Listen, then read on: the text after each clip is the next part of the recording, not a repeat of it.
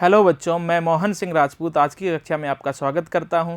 तो हम पढ़ रहे थे कक्षा 12 की इतिहास की पाठ्य पुस्तक का भाग 2, जिसका नाम है भारतीय इतिहास के कुछ विषय, और इसका छठा अध्याय भक्ति व सूफी परंपराएं। हमने पिछली कक्षा में इसका कुछ परिचय लिया था, साथ ही समझा था कि इसी अध्याय के दौरान हम मध्यकालीन भक्ति आंदोलन, जो कि हिंदू धर्म से संबंधित था, और उसी के समानांतर इस्लाम धर्म में जो सूफी आंदोलन चला था, उसकी हम विस्तार से चर्चा करेंगे इस अध्याय के दौरान।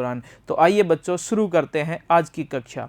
सबसे पहले देखिए कि इस काल किस काल की बात कर रहे हैं, मतलब मध्यकाल की बात कर रहे हैं। और इस काल की प्रभावी विशेषता है कि साहित्य और मूर्ति कला दोनों में ही अनेक तरह के देवी देवता अधिकाधिक दृष्टिगत होते हैं। मतलब मध्यकाल में ना देवी देवताओं की संख्या बहुत ज़्यादा बढ़ गई थी। जैसा कि हमारे जो वेद हैं, वेदों में 33 देवी देवताओं का उल्लेख मिलता है, लेकिन यहाँ मध्यकाल तक आते आते हमारे हिंदू धर्म में बहुत सारे देवी देवताओं के नए नए अवतार आ गए थे, और उनकी संख्या बहुत ज़्यादा हो गई थी। उनकी बहुत ज़्यादा मूर्तियाँ अलग अलग होती थी, और जो साहित्य होता था उनमें भी बहुत ज़्यादा अलग अलग देवी देवता देखने को मिलते हैं।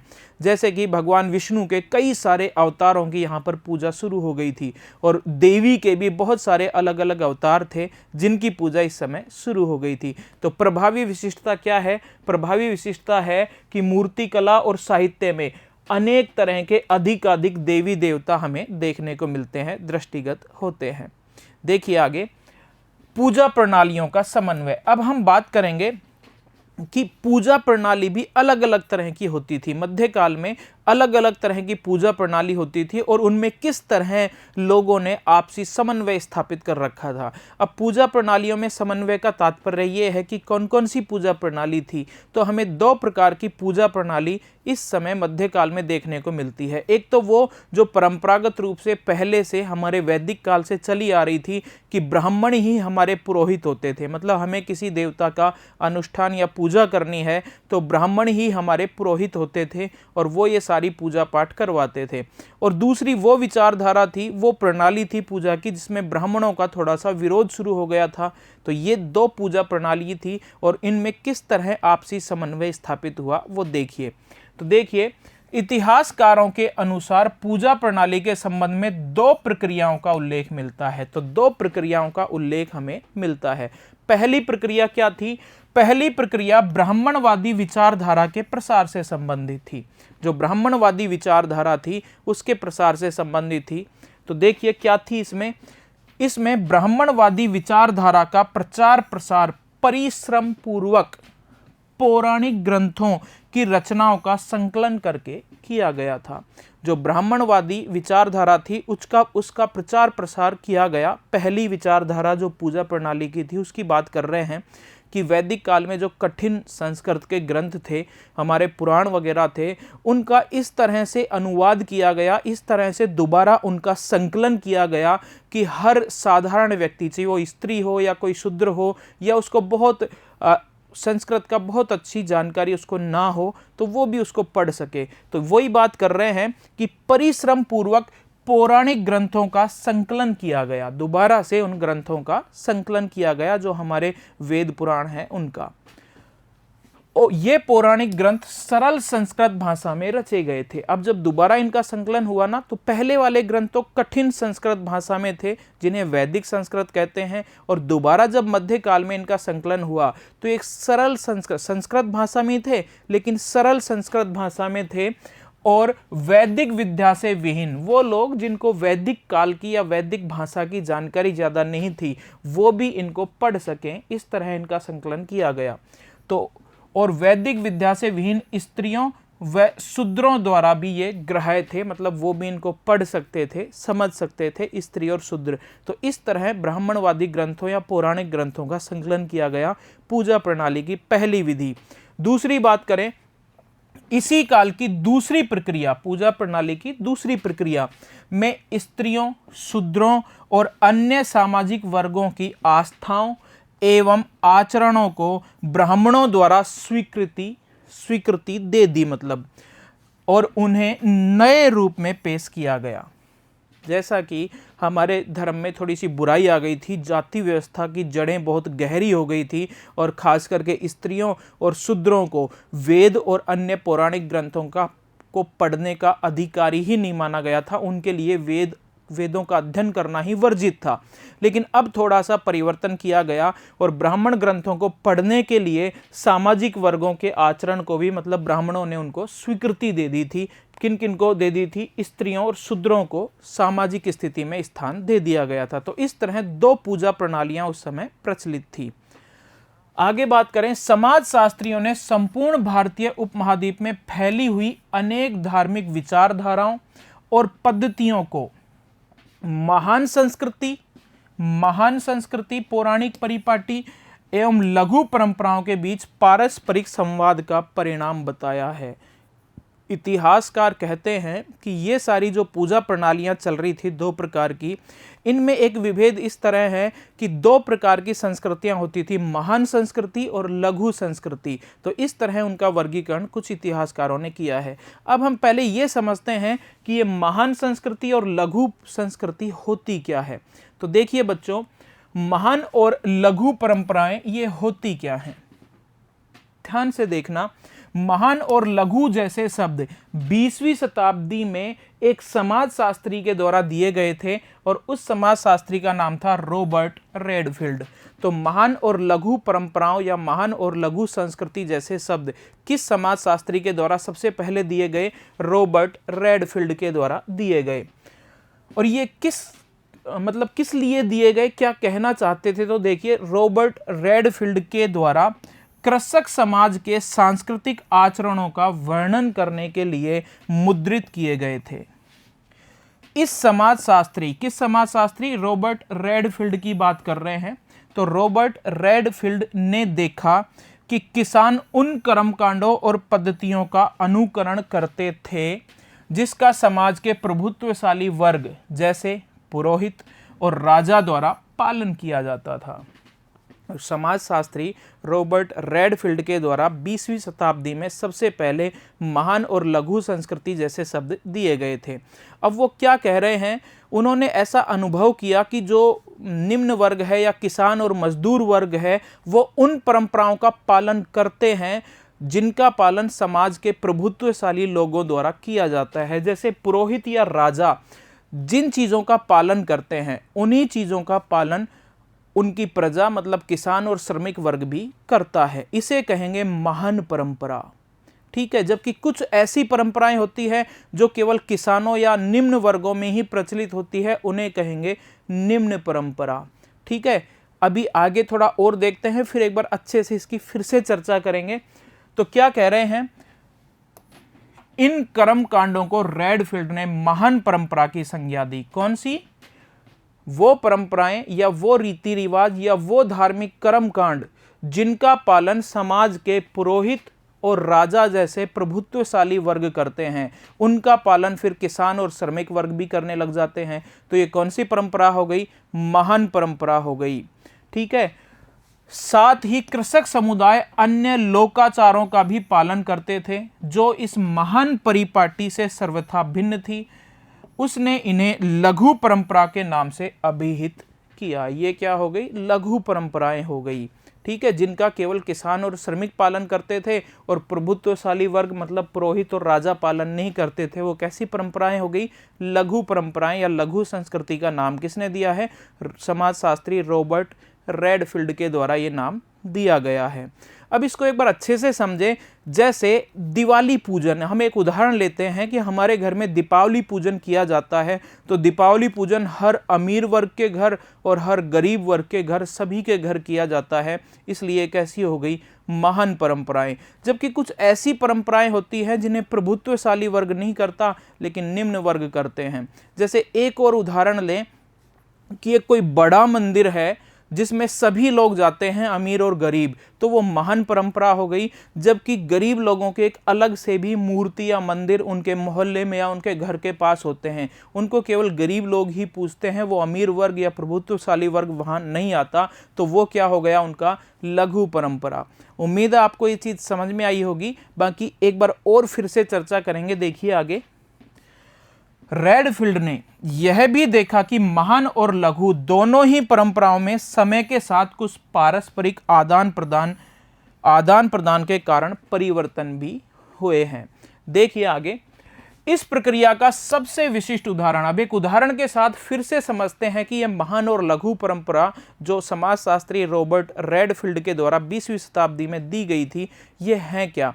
तो देखो एक उदाहरण के साथ समझते हैं।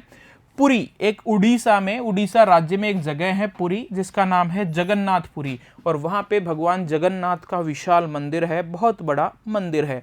देखिए उड़ीसा में मिलता है, इसका एक उदाहरण पुरी या जगन्नाथपुरी जिसका नाम है, वहां पर एक उदाहरण मिलता है लघु और महान परंपरा से संबंधित उदाहरण, जहां पर मुख्य देवता, उस मंदिर के मुख्य देवता को 12वीं शताब्दी तक आते आते क्या नाम दिया गया, जगन्नाथ। जगन्नाथ का अर्थ क्या होता है, शाब्दिक अर्थ होता है संपूर्ण विश्व का स्वामी। ये नाम वहां के देवता को दिया गया जगन्नाथ, जबकि वो देवता हैं कौन, वो किसकी मूर्ति है, वहां पे भगवान विष्णु की ही मूर्ति है, या विष्णु के अवतार कृष्ण की मूर्ति हम उसे मान सकते हैं। लेकिन वहां की जो महान परंपरा है उसमें इसे नाम क्या दिया गया, जगन्नाथ, विष्णु के एक स्वरूप के रूप में प्रस्तुत किया गया है। तो जो जगन्नाथ जी हैं वहां पर जगन्नाथपुरी में विशाल मंदिर, उनको विष्णु के एक स्वरूप के रूप में प्रस्तुत किया गया है और उनको नाम क्या दिया गया, विश्व का स्वामी मतलब जगन्नाथ।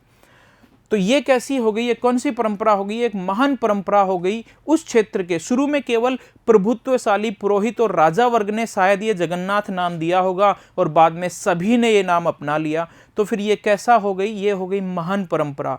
और उसी क्षेत्र में रहने वाले कुछ और लोग भी होंगे जिन्होंने भगवान विष्णु या कृष्ण की मूर्ति लकड़ी से बना के अपना छोटा सा मंदिर बना रखा होगा, उनकी पूजा वो लोग करते होंगे। तो वो कौन सी परंपरा हो गई, लघु परंपरा हो गई।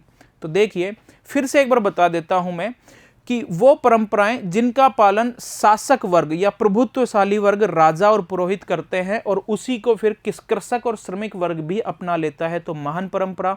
कुछ ऐसी परंपरा होती है जिनको केवल कृषक और श्रमिक वर्ग ही अपनाता है, वो कौन सी हो गई, लघु परंपरा। देखिए आगे, इस उदाहरण में एक स्थानीय देवता को, जिसकी प्रतिमा को पहले व आज भी लकड़ी से स्थानीय जनजाति के विशेषज्ञों द्वारा गढ़ा जाता है। अब दूसरी लघु परंपरा की बात कर रहे हैं कि ऐसी कोई मंदिर है जहां पर आदिवासी और स्थानीय लोगों द्वारा किसी देवता की मूर्ति को लकड़ी से गढ़ा जाता है, भगवान विष्णु के रूप में प्रस्तुत किया जाता है। तो ये कौन सी हो गई, लघु परंपरा। उम्मीद है अब आपको महान और लघु परंपरा अच्छे से समझ में आ गई होगी। देखिए आगे, विष्णु का यह स्वरूप देश के अन्य भागों में मिलने वाले स्वरूपों से सर्वदा भिन्न था, अन्य क्षेत्रों में अलग था, किसी एक क्षेत्र में भिन्न था, तो लघु परंपरा, और सब जगह एक सा हो तो फिर महान परंपरा। अब आगे बात कर रहे हैं भेद व संघर्ष। ये जो मध्यकालीन भक्ति आंदोलन, 14वीं शताब्दी का भक्ति आंदोलन जो हम पढ़ने जा रहे हैं, इस समय भक्ति आंदोलन में विभिन्न धाराएं थी और इनके बीच आपसी मतभेद भी थे। एक तो पहले से ही भक्ति धारा जो चली आ रही थी, जिसमें वैदिक कर्म कांड के आधार पर देवताओं की उपासना की जाती थी, जैसे वेदों में मंत्र और यज्ञ के द्वारा देवताओं की उपासना की जाती थी। जबकि मध्यकाल में कुछ परिवर्तन हुए और तंत्र मंत्र के द्वारा भी देवताओं की उपासना होने लग गई। तो ये जो उपासना के विभिन्न तरीके बदल गए, इनके बीच आपसी संघर्ष और भेद थे, उनकी बात हम अब करने वाले हैं। तो देखिए, वैदिक परिपाटी के प्रशंसक, मतलब जैसा कि वेदों में होता था, वेदों में देवता की उपासना कैसे होती थी, केवल मंत्रोच्चारण और यज्ञ के द्वारा। तो केवल उसी का समर्थन करेंगे कि इसी तरह देवता की उपासना होनी चाहिए, यज्ञ और मंत्रोच्चारण। तो वो तो कौन हो गए, वैदिक परिपाटी के प्रशंसक हो गए। और कुछ ऐसे थे जो वैदिक परिपाटी की अवहेलना करने वाले थे और वो कहते थे कि तांत्रिक आराधना से ही देवता की उपासना होनी चाहिए, तंत्र मंत्र जादू टोने इस तरह की चीजें होने लग गई। यहां तक कि उन लोगों ने अपने देवता भी बदल लिए थे। जैसे वैदिक काल की बात करें, ईश्वर की उपासना के लिए मंत्र व यज्ञों को अनिवार्य मानते थे। कौन, वैदिक परिपाटी के जो प्रशंसक थे। जबकि वैदिक परिपाटी के अवहेलना करने वाले तांत्रिक आराधना में विश्वास करते थे, उस तरह देवता की उपासना करते थे। जो वैदिक परिपाटी के समर्थक या प्रशंसक थे, वो कहते हैं कि अग्नि, इंद्र और सोम ये ही मुख्य देवता हैं।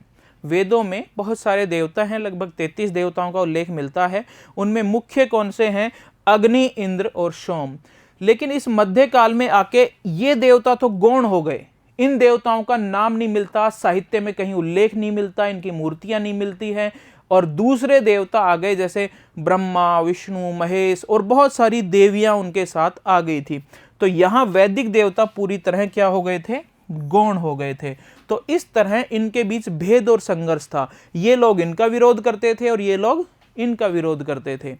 आगे देखिए बच्चों, वैदिक व पौराणिक परंपरा के बीच तुलना करने पर यह अंतर या विषमता और स्पष्ट रूप से सामने आती है।